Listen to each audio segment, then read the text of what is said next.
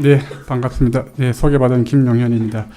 네, 오늘 저는 여러분들하고 우리나라와는 조금 먼 지역이기도 하고, 그 다음에 우리 현 시대가 아니라 이미 한 200년 더 전의 시대이긴 하지만은 오늘날 우리가 사회를 살아갈 때 어떤 점에 대해서 사회적인 어떤 합의라든지 사회의 발전을 위해서 우리가 생각을 해야 될 것인가 라고 하는 부분에 대해서 같이 한번 이야기를 해보도록 하겠습니다. 그리고 기본적으로는 볼테르라고 하는 사람이 어떤 사람인지에 대해서 한번 살펴보고, 그 다음에 관용론이라고 하는 책이 오늘날 고전으로 소개받고 있는데 이 책이 어떻게 해서 나오게 되었는지, 그리고 이 책이 어떤 내용을 담고 있는지를 한번 간략하게 좀 살펴보도록 하겠습니다. 네, 기본적으로 볼테르를 소개할 때 나올 수 있는 이야기가 바로 18세기, 시대적으로는 18세기이고, 그 다음에 지역적으로는 프랑스라는 나라이고, 그 다음에 이 작가가 했던 어떤 운동 또는 사회적인 어떤 활동, 것들을 통틀어서 우리가 계몽주의라고 부를 수가 있을 것 같습니다.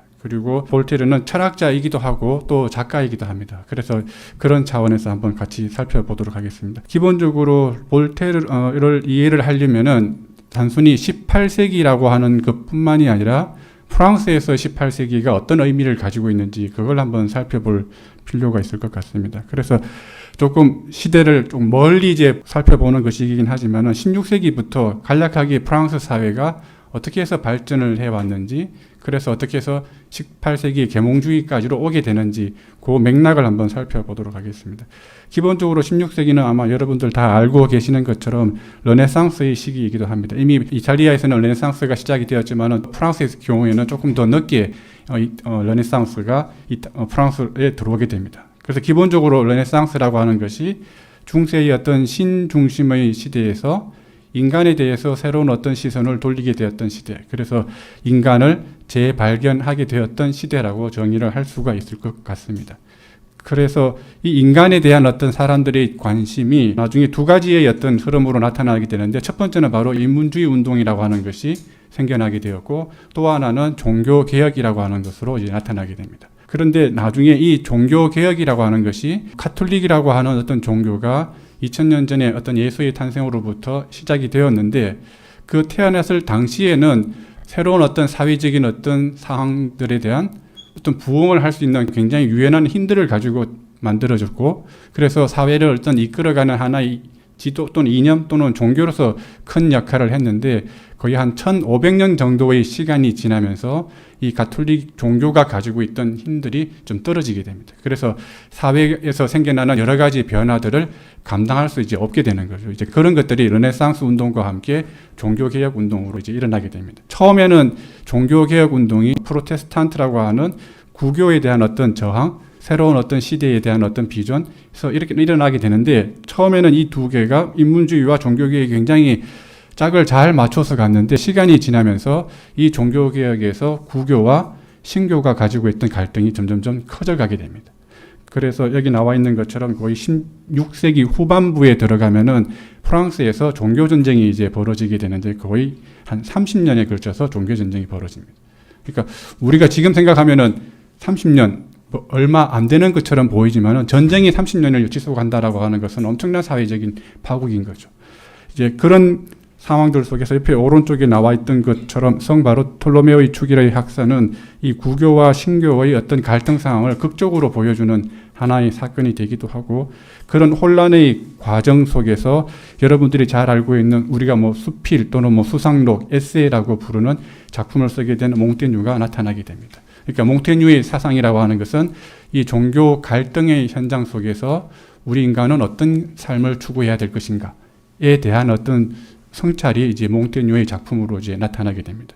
그리고 나중에 이제 이러한 갈등들이 낭트 칙령이라고 하는 것을 통해서 완전하기는 아니지만은 그래도 부분적으로 신교도들에게 종교 또는 신앙의 자유를 이제 허락을 하게 됩니다. 그래서 어느 정도는 16세기에 일어나게 됐던 종교 전쟁의 갈등이 이제 16세기 말에 가게 되면서 조금은 이제 완화되어 가고 사회적인 혼란이 좀 줄어들게 되는 시대로 가게 됩니다. 16세기가 인간에 대한 어떤 관심이라고 하는 것으로 출발을 했다면은 17세기로 가게 되면은 크게 보면은 인간이 가지고 있는 인간의 이성에 대해서 사람들이 성찰을 하기 시작을 합니다.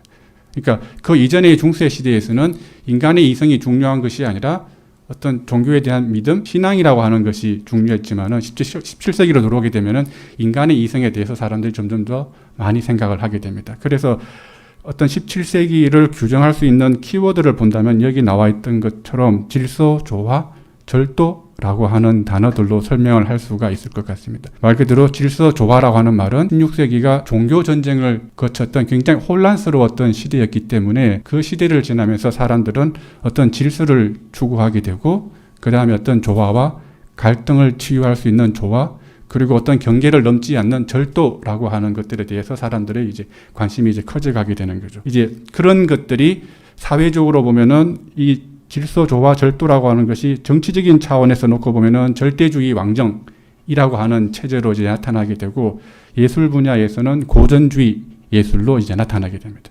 그리고 철학 쪽으로 가게 되면은 인간의 이성을 바탕으로 하는 합리주의 철학이라고 하는 것이 이제 나타나게 되는 거죠. 그리고 아마도 여러분들이 잘 알고 있는 것처럼 데카르트라고 하는 프랑스의 철학자가 17세기에 어떤 프랑스 철학을 가장 대표한다라고 말을 할 수가 있는데, 이 데카르트는 자신의 작품 속에서 이성이라고 하는 것을 인간이라고 한다면은 모든 사람들에게 공통적으로 부여되어 있는 것이다. 그러니까 누가 천재로 태어나고 누가 둔재로 태어나고 누가 뛰어난 사람으로 태어나고 그렇지 않는가가 아니라 인간에게는 모두에게 똑같은 이성이 주어져 있다. 그런데 그런 사회적인 차이는 왜 차이가 나는가 하면은 바로 그 이성을 어떻게 잘 인도하고 잘 활용하는가에 따라서 그런 사회적인 어떤 결과들이 차이가 난다라고 이 데카르트는 봤습니다. 그래서 나는 생각한다, 그러므로 존재한다라고 하는 그 유명한 문장이 나오는 방법서설이라고 하는 책 자체의 제목이 뭔가 하면 바로 인간의 이성을 어떻게 잘 사용할 것인가라고 하는 그 방법에 대해서 이야기를 하고 있는 책이 될 것입니다.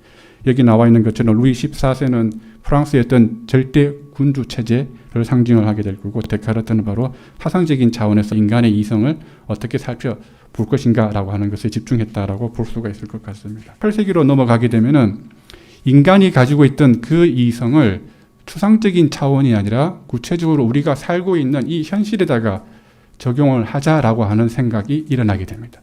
그래서 18세기를 규정하는 키워드로 놓고 본다면 당연히 어떤 인간의 이성, 그 다음에 그 인간의 이성을 통한 어떤 진보, 그리고 인간의 이성을 통해서 사회에서 일어나게 되는 여러 가지 갈등들에 대한 어떤 관용이라고 하는 생각들이 이제 18세기 전반을 통해서 나타나게 됩니다.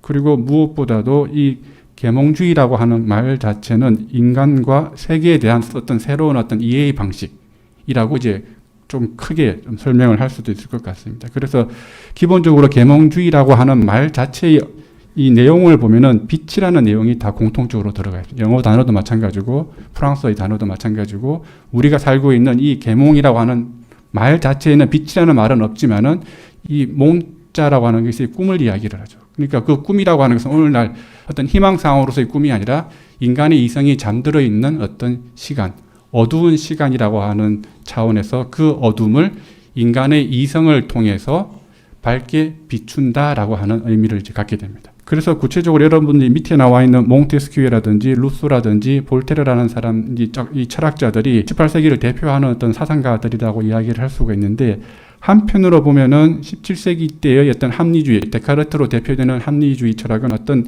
하나의 어떤 관념적인 형이상학을 다루었다라고 한다면은, 이제는 그 관념적 형이상학이 아니라 구체적으로 인간을 통해서 우리가 살고 있는 이 현실을 어떻게 개혁할 것인가 라고 하는 것으로 사람들의 이제 관심이 더욱더 이제 집중되게 됩니다.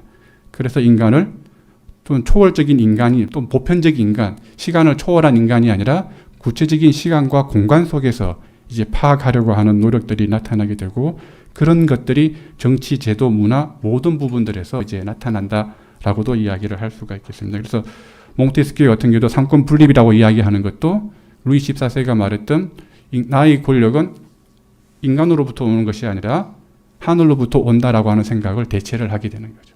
이제 그런 식으로 기존에 가지고 있던 사상들을 인간적인 관점 또는 우리가 살고 있는 이 현실을 어떻게 개혁할 것인가라고 하는 관점에서 인간의 이성을 이제 사용을 하게 됩니다. 그래서 이때부터 구체적으로 인간의 행복을 중세시대 사람들이 믿었던 죽고 난 이후의 어떤 내세에서 인간의 행복을 추구하는 것이 아니라 지금 살아가고 있는 이 현실 속에서 우리의 행복을 추구하자라고 하는 생각들을 점점 더 강하게 갖게 됩니다. 이런 맥락 속에서 볼테르의 관용론이라고 하는 작품이 이제 태어날 수 있었다. 이렇게 생각을 한번 하시면 좀 작품이 도움이 될 것 같습니다. 예, 그리고 또 하나 이제 볼테르라고 하는 사람의 양력을 지금 적어놨는데 몇 가지 중심되는 부분들만 조금 보도록 하겠습니다. 기본적으로 볼테르는 아버지가 공증인이었습니다. 그러니까 기본적으로 이 말은 무슨 말인가 하면 볼테르가 부르주아 집안 출신이라는 거죠. 그러니까 그 이전에 구체제의 사람이 아니라 새롭게 사회의 어떤 주도 세력으로 떠오르고 있던 그 계급의 출신이다라고 하는 것을 하나 볼 필요가 있고, 그래서 이 볼테르가 사회 개혁이라고 하는 것들을 더욱더 적극적으로 할 수가 있었다. 이제 그걸 하나 조금 생각할 수 있을 것 같고, 그 다음에 1717년에 루이 14세가 죽고 나서 이제 루이 15세가 즉위를 하는데, 루이 14세가 굉장히 어린 나이에 즉위를 해요. 그래서 실질적으로 바로 통치를 못하고 오를레안 공이 이제 대신 섭정을 해서 이제 프랑스를 통치하고 있는데, 이때 볼테르가 이 오를레안 공의 어떤 생활을 풍자하는 어떤 글을 실었다가 거기에 대해서 이제 나중에 처벌을 받게 됩니다. 그래서 10여 개월 동안 바스티유 감옥에 들어가게 돼요. 그리고 난 다음에 26년, 10년이 채 지나지 않은 시점에 이제 그 사이에 볼테르가 작품을 발표를 해서 이제 인기를 끌게 돼요.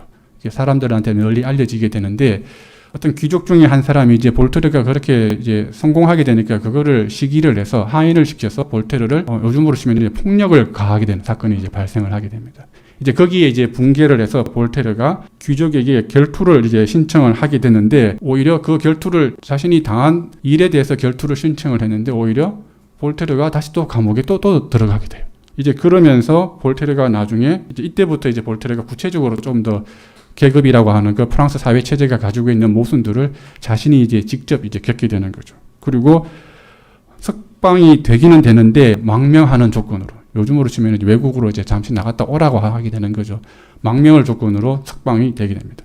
그래서 약 한 2년 7, 8개월, 약 거의 한 3년이 조금 안 되는 시간 동안 영국으로 이제 떠나게 됩니다.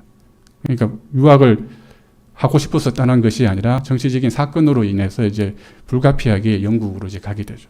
그런데 반면에 이 영국에 가 있는 동안 볼테르는 강력한 중앙 집권적인 어떤 절대군주가 있던 프랑스하고는 다른 영국의 민주주의를 이제 발견을 하게 됩니다. 그리고 영국이 가지고 있던 어떤 과학의 발전, 그 다음에 어떤 사상들의 발전, 문학 작품들 같은 경우도 이제 많이 섭렵을 하게 되면서 오히려 영국의 모습을 사회를 통해서 프랑스가 오늘날 어떤 사회인가 라고 하는 것을 이제 성찰을 하게 되고, 그렇다면은 프랑스를 어떻게 개혁할 것인가 라고 하는 생각들을 이제 영국에 망명하고 있는 동안 이제 성찰을 이제 하게 됩니다. 그리고 나서 이제 나중에 프랑스로 돌아와서 여러 가지 이제 작품들을 이제 발표를 하게 됩니다. 여기 나와 있는 이 그림은 볼테르가 죽고 나서 빵테옹이라고 하는, 프랑스에서는 국가적인 위인들이 이제 죽게 되면 빵테옹이라고 하는 곳에 이제 모시게 되는데, 그곳으로 지금 가고 있는 행렬을 지금 보여주는 장면입니다. 그러니까 프랑스에서는 볼테르와 루소가 프랑스 대혁명이 일어나게 되는데 가장 큰 공헌을 했던 두 사람이다라고 이렇게 평가를